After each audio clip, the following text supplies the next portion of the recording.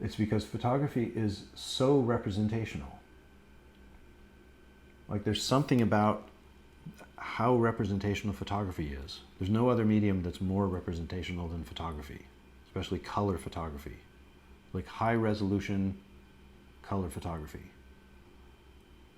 On a continuum of what's representational and what's abstract, there's nothing more representational than photography. And that has a massive power to it. You know, like,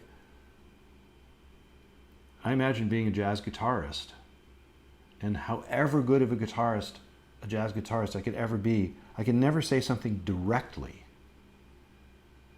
about something like the elephants that are being killed in Kenya.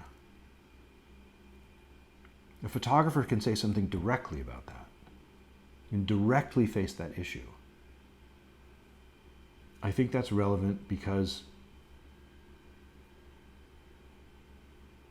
the reason that there's so much destruction and degradation happening in our world is because we've lost our reverence. We've lost our connection. We can go out and mow down an entire forest of Douglas firs because all we're thinking is they're Douglas firs. We're objectifying them. We aren't seeing the miracle of every tree. We can fish the oceans empty of bluefin tuna because we think of bluefin tuna as being these fungible, like all bluefin tuna are the same and they just keep reproducing.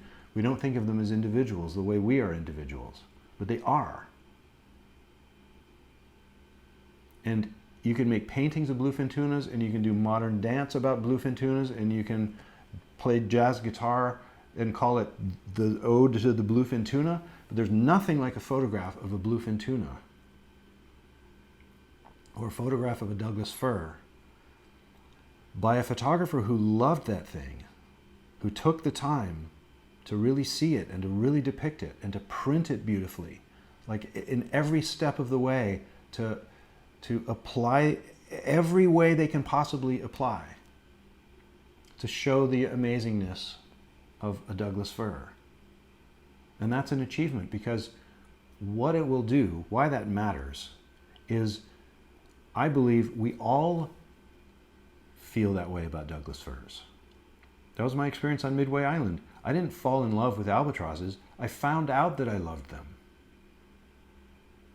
It's like some cloud cleared out of my mind, and I saw that there was a part of my heart that was already reserved to love albatrosses. And I don't think I'm different from anybody that way. I think we all love albatrosses. We just forgot. We all love the forest. We just forgot. And in that way, when somebody loves a subject, and that is contained in the photograph, then when we look at that photograph, we remember something that we forgot. And that's the transformational power of photography.